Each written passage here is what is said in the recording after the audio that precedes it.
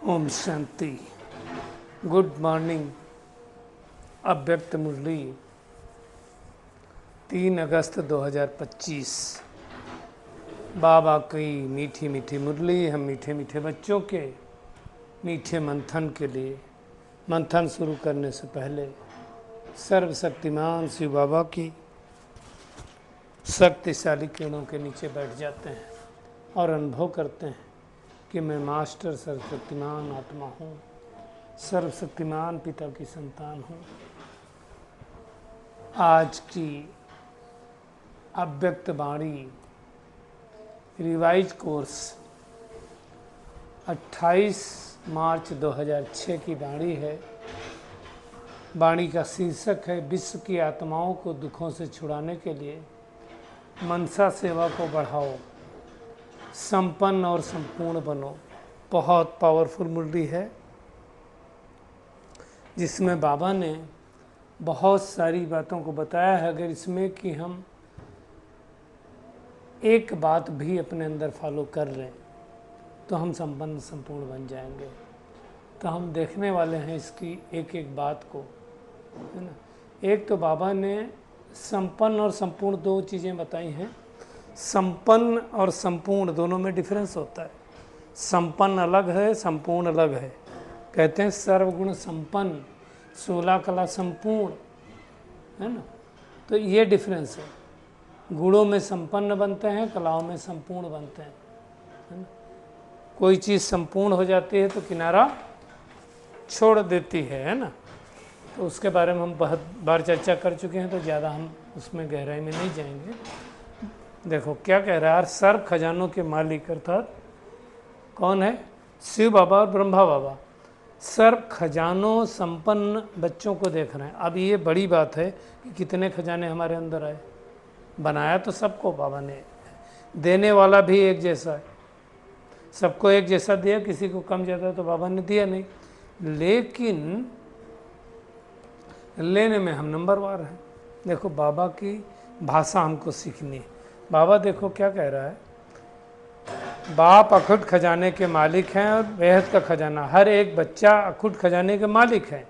बाबा ने एक जैसा दिया, लेकिन धारण करने वाले में क्या होता है, कोई सर्व खजाना धारण करता है ना, और कोई यथाशक्ति धारण करता है। ये नहीं कह रहा कोई धारण नहीं कर पा रहा है, कोई क्या हो रहा है, यथाशक्ति धारण कर रहा है, कोई तथाशक्ति धारण कर रहा है। यही फर्क है। तो भगवान की भाषा से हमको पता चलता है कैसे भाषा यूज करनी चाहिए। दूसरी बात बाबा कह रहा है कि अगर आपने धारण किया मान लो खजानों को, तो क्या होगा, हमारे नैनों से, चेहरे से, चाल चलन से वो नशा दिखाई देगा। वो खजाने पता चलेंगे कि खजाने हैं कि नहीं है। खजाने से जो भरपूर आत्मा होगी वो अलग ही नशा दिखाई देगा, स्पष्ट दिखाई देगा। और जो इस आत्मा का नशा होगा, है ना, वो बेफिक्र बादशाह आत्मा होगी। अगर ईश्वरीय फकुर है तो फिक्र हो नहीं सकती। बेफिक्र बादशाह मतलब बेगमपुर के बादशाह। बेगमपुर के बादशाह किसको कहा जाता है? जहाँ कोई गम ना हो, है ना। कहते हैं ना, ले चले तुझको वहाँ जहाँ कोई गम ना हो। तो ऐसी बेगम, जहाँ गम नहीं, उस दुनिया में बाबा लेकर के जाता है ना। तो हमें चेक करना है कि हमको कितना नशा है, कोई गम तो नहीं है। अगर हम त्रिकालदर्शी स्थिति में स्थित हैं तो कोई गम नहीं होगा। त्रिकालदर्शी मतलब तीनों कालों को जाने वाले हैं। मतलब जो हुआ हो चुका वो भी अच्छा, जो हो रहा है वो भी अच्छा, और जो होने वाला वो भी अच्छा। जो गीता की बहुत मशहूर चीज़ें हैं, हर जगह लिखा होता है ना? क्यों अच्छा होने वाला है? क्योंकि हमारा साथी कौन है? स्वयं परम पिता परमात्मा है। अगर भगवान हमारा साथी है तो फिर नशा रहना चाहिए। लेकिन नशा भी किसको रहेगा? जो परमात्मा के दिल तख्त पर रहेगा, जो दिल तख्त नसीन है। बाबा देखो आज क्या कह रहा है, उनके संकल्प में तो क्या, स्वप्न में भी दुख की लहर लैस भी नहीं आ सकती है। क्यों नहीं आएगी? क्योंकि सब खजानों से भरपूर है। और जो आत्मा भरपूर होगी उसको कमी कमजोरी लगेगी नहीं। तो चेक करें हम भरपूर हैं कि नहीं भरपूर हैं। किसी खजाने की कमी तो नहीं है, वो भरपूरता दिखाई देगी। और आज बाबा ने उसी भरपूर खजाना हमको है कि नहीं है, उसको बाबा ने चेक किया। अब बढ़ेगा किसका खजाना? जो आत्मा भगवान से मिले हुए खजाने को यूज करेगी, कार्य में लगाएगी, उसको बढ़ेगा, है ना। क्योंकि यही खजाना अभी कार्य में लगा करके बढ़ाना, और यही खजाना जो कमाई कर रहे हैं, जो ज्ञान का, गुणों का, शक्तियों का खजाना दिया, यही जाने वाला साथ में। आज बाबा देखो क्या कह रहा है, कई बच्चे मेहनत बहुत करते हैं,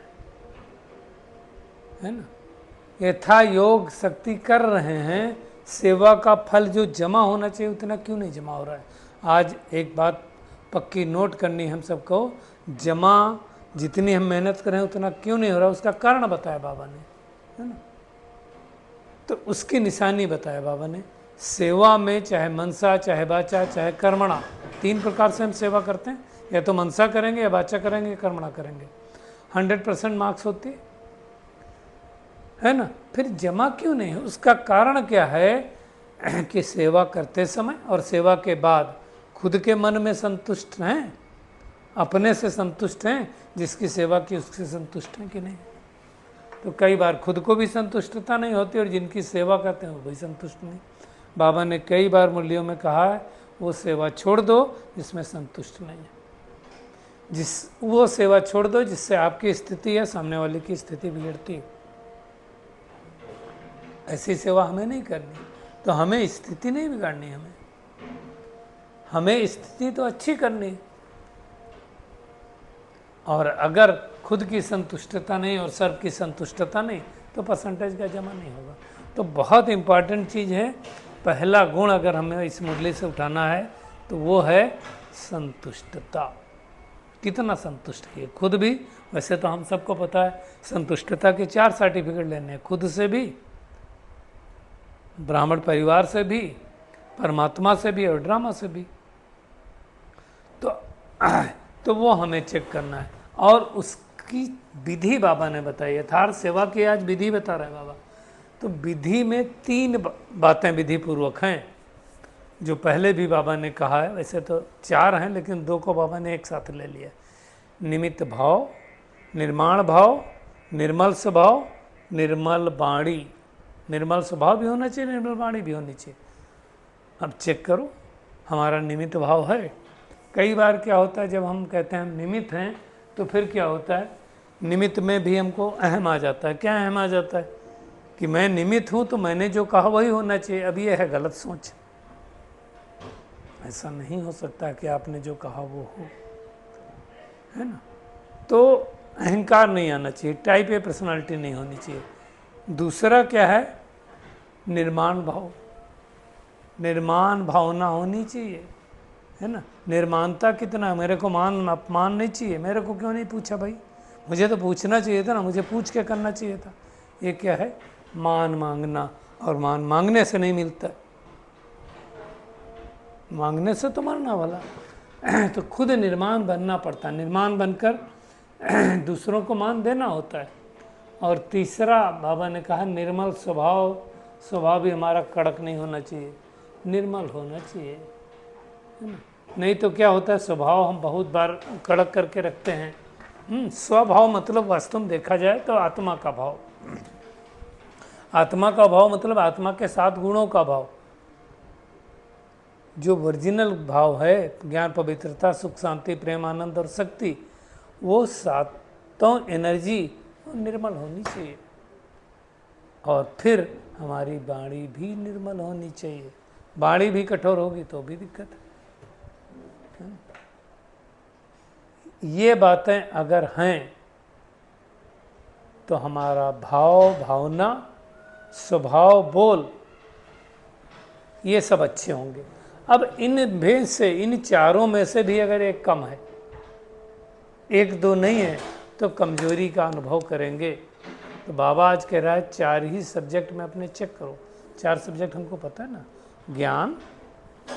आज देखा जाए तो पूरी मुरली 4 सब्जेक्ट के ऊपर है, ज्ञान, योग, धारणा, सेवा, ये 4 सब्जेक्ट है। उस सेवा की बात बाबा ने की। सेवा अगर ये चारों बातें नहीं तो नहीं होगी। तो बाबा ने कहा कि ये जो भाव, भावना, स्वभाव और बोल, इसमें जमा का खाता कम हो जाता है। मान लो किसी आत्मा के हमने बहुत सेवा की और उसको सुना दिया, अरे तुम्हारी तो कितनी सेवा हमने करी, जमा का खाता कम हो गया। जैसा बाबा हमेशा कहता, वरदान था ना 2 दिन पहले, क्या था वरदान में, कि आप उसके श्रेष्ठ विशेषताओं रूपी संजीवनी बूटी सिखाओ पहले, तो वो सिखाना पड़ेगा ना हमको पहले। तो उसके बारे में बाबा कह रहा है, तो वो हमें देखना है कि विशेषताओं रूपी संजीवनी बूटी हमने खिलाई कि नहीं खिलाई। तो हमें चेक करना है, एक एक खजाने को चेक करते हैं। पहला खजाना क्या है? ज्ञान का खजाना। ज्ञान माना क्या? जो हम सुनाते हैं उसको ज्ञान नहीं कहते।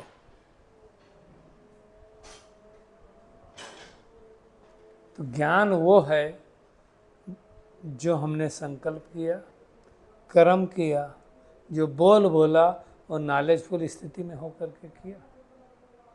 ऐसा नहीं है ज्ञान सुनाते समय तो कुछ और है, कर्म करते समय और है, व्यवहार करते समय और है। नहीं, एक ही होना चाहिए। स्टेज पर कुछ और बोल रहे हैं, बाहर कुछ और बोल रहे हैं, वो नहीं चलना चाहिए। सब एक ही होना चाहिए, साधारण नहीं होना चाहिए। तो ये बहुत इम्पॉर्टेंट है। नहीं तो क्या होता है, ज्ञान युक्त तो बोल नहीं होते। हम यहाँ कुछ बोल रहे हैं, वहाँ कुछ बोल रहे हैं, वहाँ कुछ बोल रहे हैं, वहाँ कुछ बोल रहे हैं, वो नहीं चलेगा। ज्ञान का मतलब है हमारे संकल्प भी श्रेष्ठ होने चाहिए। किसी के प्रति हमारे संकल्प भी वैसे नहीं चलना चाहिए। वो नॉलेजफुल होकर के किया, साधारण संकल्प तो नहीं हुए किसी भी आत्मा के प्रति। ये आत्मा तो है ही ऐसी, ये बदल नहीं सकती, कितनी बार बाबा ने बोला। दूसरी बात, योग। कल से बाबा कब कितना कह रहा है, ज्ञान में कितने भी तीखे हो, अगर योग नहीं है तो कोई मतलब नहीं है। तो योग बहुत इम्पॉर्टेंट चीज़ है ना। योग का मतलब क्या है? सर्व शक्तियों का खजाना भरपूर ना। तो हर दिन हम कितनी शक्तियाँ जमा करते हैं, जिस प्रमाण जितनी शक्ति की जरूरत है उतनी जमा की। और मेन इम्पॉर्टेंट बात है, जमा तो किया लेकिन वो शक्ति उसी आर्डर प्रमाण चली। मास्टर सर्वशक्तिमान हम कहते हैं, इस समान का अभ्यास भी करते हैं, तो हम मालिक हैं। समय बीत गया, जब जिस शक्ति की जरूरत थी सहन करने की, उस समय सामना कर लिया। जरूरत थी समाने की, उस समय बोल दिया। तो कोई मतलब नहीं है ना। तो जिस समय जिस शक्ति की आवश्यकता हो उस समय वो यूज हो तो उसको कहेंगे मालिक। अगर एक भी 8 में से शक्तियाँ हमारे आर्डर प्रमाण नहीं चली तो निर्भिन्न राज्य अधिकारी हम नहीं बन सकते। तो और जो शक्तियों को समय पर यूज करते हैं उनका जमा होता है ना। तो हम देख सकते हैं हमारा खाता कितना। यही खाता बाबा चेक कर रहा था। तो ये हमें अच्छी तरह से देखना है कि कितनी जमा हुई। तीसरी क्या है, तीसरा सब्जेक्ट क्या है हमारा? ज्ञान हो गया, ज्ञान चाहिए, ज्ञान के आधार से योग लगता है। योग के बाद फिर क्या हो गया? धारणा। अगर योग अच्छा है तो धारणा होगी। बाबा देखो क्या कह रहा, धारणा में भी भरपूर। अब धारणा की निशानी क्या होगी? उसका फिर हर कर्म गुण संपन्न होगा। और इम्पॉर्टेंट बात, जिस समय जिस गुण की आवश्यकता होगी वो गुण चेहरे चाल चलन से दिखाई देगा। ऐसा नहीं होगा कि किसी की हम झूठी तारीफ कर रहे हैं, मक्खन पालिश कर रहे हैं, उस समय वो गुण दिखाई दे। वैसे ये पता चल जाता है, ये चीज़ें छिपती नहीं। तो ये बहुत इम्पॉर्टेंट चीज़ है ना। गुण का मतलब माना क्या? गुण का मतलब सरल स्वभाव होना चाहिए, सरलता होना चाहिए, है ना। उसके व्यवहार में दिखना चाहिए। बाबा कहता, मान लो सरलता वाले गुण की जरूरत है, मधुरता वाले की जरूरत है।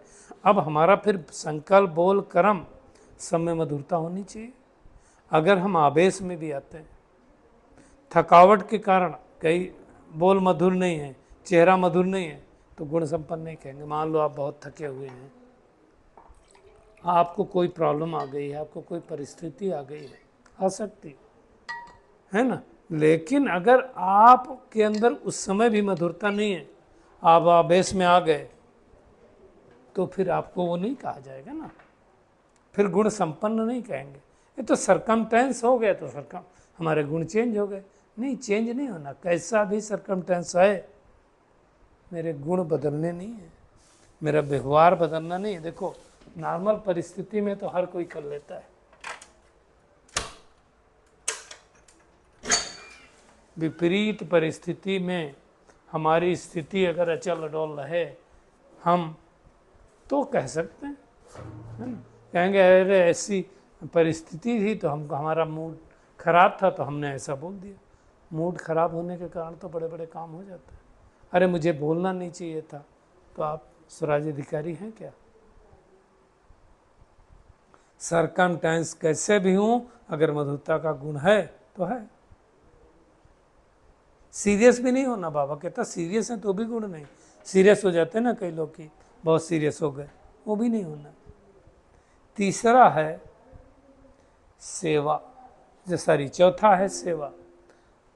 अब सेवादारी की बाबा ने बिल्कुल फर्स्ट क्लास निशानी बताई, खुद भी हल्का होगा, लाइट होगा, खुशनुमा होगा, और दूसरे भी होंगे आपके साथ जो सेवा कर रहे होंगे वो भी हल्के होंगे, भारी नहीं होंगे। और सबसे बड़ी बात है, सेवा का फल खुशी दिखाई देगी। अगर सेवा करते खुशी गायब हो रही है तो सेवा का खाता जमा नहीं हो रहा है। कई लोग सेवा करते करते देखो उनका चेहरा लटक जाता है। क्यों लटक गया भाई? मैंने जैसी सोची थी वैसी सेवा नहीं हुई, मेरे को बोलने का टाइम कम मिला, तो गई ना सेवा, परसेंट जमा का खाता चला गया ना। क्योंकि कई बार लगता है कि मेरे को जो मान मिलना चाहिए वो नहीं मिला, तो आप इधर खा लो या भविष्य में खा लो। नाम मान शान के लिए की गई सेवा का फल जमा नहीं होता। आज बाबा देखो क्या कह रहा है, अगर सेवा करते खुशी गायब हो जाती है तो सेवा का खाता जमा नहीं होता है। सेवा की, समय लगाया, मेहनत की, तो थोड़ी परसेंटेज में वो जमा होगा, फालतू नहीं जाएगा, थोड़ा तो मिलेगा ही, लेकिन जितनी परसेंटेज में जमा होना चाहिए उतना नहीं होता है। ऐसे ही संबंध संपर्क में भी बाबा ने कहा क्या होना चाहिए, अगर मैंने सेवा की तो सामने वाली आत्मा से दुआएं मिलनी चाहिए, जिसकी हमने सेवा की उसके दिल से दुआएं मिलनी चाहिए कि सेवा करना हो तो कोई इनसे सीखे, इन्होंने मेरे को ऐसी ऐसी बात बता दी, मेरी प्रॉब्लम सॉल्व हो गई, मेरा मन भी ठीक हो गया, मेरा तन भी ठीक हो गया, मेरा सब कुछ ठीक हो गया, है ना। तो वो सेवा हमें करना है, इसकी मेहनत करनी है। दुआएं निकले हर एक की, बाहर से नहीं, दिल से दुआएं निकले, और अगर दिल से दुआएं निकलेंगी किसी के तो हमारा जमा न हो, ऐसा हो नहीं सकता है। और उसके लिए बाबा ने कहा सहज पुरुषार्थ है सेवा, दुआएं लेना और देना। बाबा कहता सबसे अच्छा, कुछ ना कर सको तो दुआएं तो लो। भाषण करने में उतना जमा नहीं होगा जो जमा होगा आपका मनसा सेवा में। तो सबसे सहज पुरुषार्थ है दुआएं दो, दुआएं लो। आज बाबा देखो क्या कह रहा है, बाबा हमेशा कहता मैं थॉट रीडर नहीं हूँ। बाबा ने कहा बाप दादा कई बच्चों के मन के संकल्प रीड करते हैं, मतलब he has the capability, he has the capacity, वो रीड कर सकता है, करता नहीं। तो सरकमटेंस अनुसार बाबा कहते हैं कि अगर कोई खराब काम करता है तो उसको दुआएं कैसे दें, क्योंकि बाबा ने कहा दुआएं दो, दुआएं लो, लेकिन कोई खराब काम कर रहा है तो उसको दुआएं कैसे दें? उसमें तो क्रोध आता है, तो दुआएं कैसे दें? क्रोध के बाल बच्चे, फिर रोब धौंस सब कुछ आएगा। खराब काम ही किया है तो क्या करें, इतना खराब काम किया उसको दुआएं दें? दुआओं का पात्र है या सजा का पात्र है, ऐसा बोलते हैं। बाबा देखो क्या कह रहा है, वो खराब है, आपने ठीक समझा कि वो खराब है, उसने खराब काम किया तो खराब है ही। तो एक होता है समझना और दूसरा होता है उसके खराब काम, खराब बातों को अपने दिल में समा लिया। अब अगर उसकी खराब काम को हम अपने दिल में समा लिया, किसी की खराब चीज़ को अपने अंदर रख लिया, तो क्या होगा?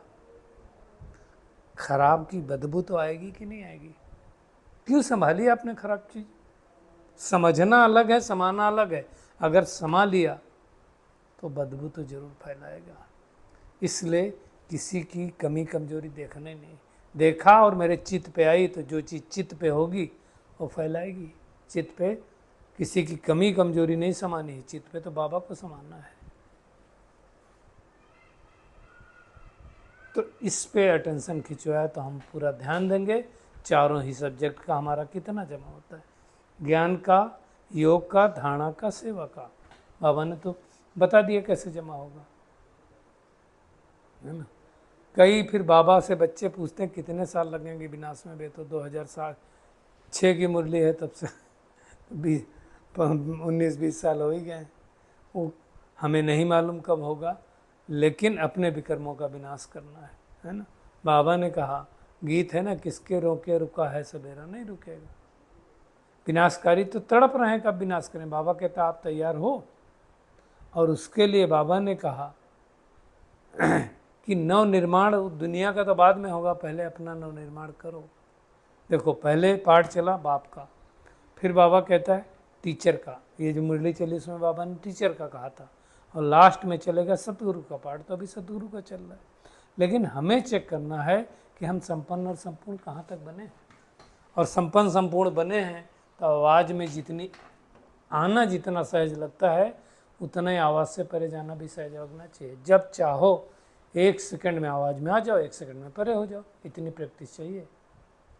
क्योंकि बाबा देखो क्या कह रहा है, अंत में मार्क्स उसको मिलेगी जो सेकंड में जो चाहे, जैसा चाहे, जो ऑर्डर करना चाहे उसमें सफल हो जाए। साइंस वाले तो भी यही प्रयत्न करते हैं कि मैं बटन दबाऊं और हो जाए। बाबा कहता है ऐसी स्थिति है या मिनट लगते हैं, सेकंड तक पहुंचे कि नहीं पहुंचे, वो हमें चेक करना है।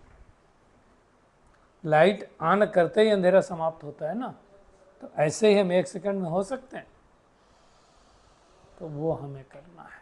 और ऐसा जब हो गए तो तीसरे नेत्र द्वारा हम एक स्थान पर बैठे हुए अनेक आत्माओं को नज़र से निहाल कर सकते हैं। बाबा कह रहा है वरदाता विधाता बन निहाल कर सकते हो, लेकिन उसके लिए चाहिए हमारा तीसरा नेत्र क्लीन और क्लियर चाहिए। नज़र कमज़ोर होगी तो दिखाई नहीं देगा। और जो पिछली मुरली में बाबा ने कहा था उसके लिए हमें क्या छोड़ना, होमवर्क भी दिया था बाबा ने, मैं और मेरापन खत्म करना है ना, बताया था ना। 2 मैं को हटाना है और 1 मैं को रखना है। कौन से 2 मैं को हटाना था, कौन से मैं को रखना था? मैं देही अभिमानी हूँ, इस मैं को रखना है ना। मेरी सेवा, मेरा तरीका, मैं ही बोलता हूँ, ये हटा देना है। एक और दूसरा कौन सा हटाना, दिल शिकस्त वाला मैंपन हटाना। वो 2 हटाने की बात बाबा ने की थी, याद आया होगा सबको। 2 मैं को समाप्त करके 1 मैं रखने ही बोला था ना। तो मैं देही अभिमानी हूँ, मैं रखना है, मैं ही ठीक करता हूँ, वो मैं को हटाना है। और दिल शिकस्त भी नहीं होना कि मैं तो कर ही नहीं सकता हूँ, मेरे बस का नहीं। दूसरा होमवर्क बाबा ने पिछली मुरली में दिया था, क्रोध को छोड़ना है। छूट गया चेक करें क्रोध को और उनके बाल बच्चों को छूट गया तो वो है। आज बाबा ने एक और कहा कि कहते हैं हम बाप की आशाओं के दीपक हैं, तो अपना खाता चेक करो। कई बच्चों को बाबा ने देखा हो मौजी राम है। मौजी राम मतलब खाओ पियो मौज करो, क्या फ़र्क पड़ता है, कर लो मौज। बाबा भी कहता है कर लो मौज, बाद में नहीं बोलना। थोड़े में राजी होना है तो कर लो मौज, साधनों की मौज में ले लो। ध्यान रहे हमारी साधना साधनों की बसीभूत नहीं होना चाहिए। अरे हीरों की खान में पहुंच गए और 2 हीरे लेकर के खुश हो रहे हो, भगवान तो खान दे रहा है तो खुश नहीं होना है। बाबा कहता है अपनासी प्राप्तियों के झूले की मौज में झूलो। कई लोगों को खाने पीने का और बहुत शौक होता है, उसमें पड़ना नहीं है। साधना को यूज करना है, मिस यूज नहीं करना है। आज के वरदान पे आते हैं। सच्चे साफ दिल के आधार से नंबर 1 लेने वाले दिलाराम पसंद हो। देखो ऊपर भी मुरली में आया है, दिलाराम बाप को क्या पसंद है, सच्ची दिल साफ दिल। दुनिया का बाबा कहता दिमाग ना हो, सच्ची दिल साफ दिल हो।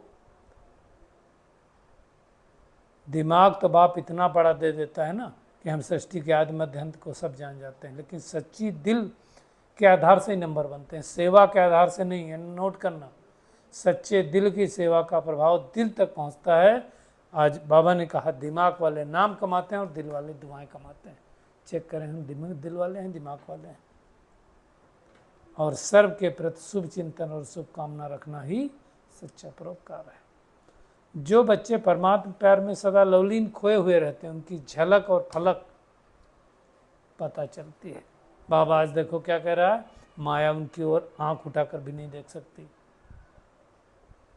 समस्या उनकी तरफ आएगी नहीं। तो ऐसे हमको बनना है। तो पूरी मुरली से टेक होम यही है कि विश्व की आत्माओं को दुखों से छुड़ाना ना, तो मनसा सेवा को बढ़ाना सबसे ये पावरफुल सेवा है। और मनसा सेवा करने के लिए क्या चाहिए हमें, निमित्त भाव, निर्माण भाव, निर्मल स्वभाव, निर्मल वाणी, भाव भावना स्वभाव बोल, ये चारों बातें हमारी परफेक्ट होनी चाहिए। और चारों खजाने, ज्ञान का खजाना, योग का खजाना, धारणा का और सेवा का खजाना जमा होना चाहिए। इस तरह हमें सेवा करनी है और बेफिक्र बादशाह बनना है, क्रोध मुक्त बनना है, मौजी राम नहीं बनना है, साधनों को अच्छे तरह से यूज करना है और सच्चे दिल साफ दिल बन करके दिलाराम बाप के दिल में बैठना। अच्छा, शुक्रिया मीठे प्यारे बाप दादा, शुक्रिया आप सभी का इस मीठे मंथन के लिए। अच्छा, ओम शांति।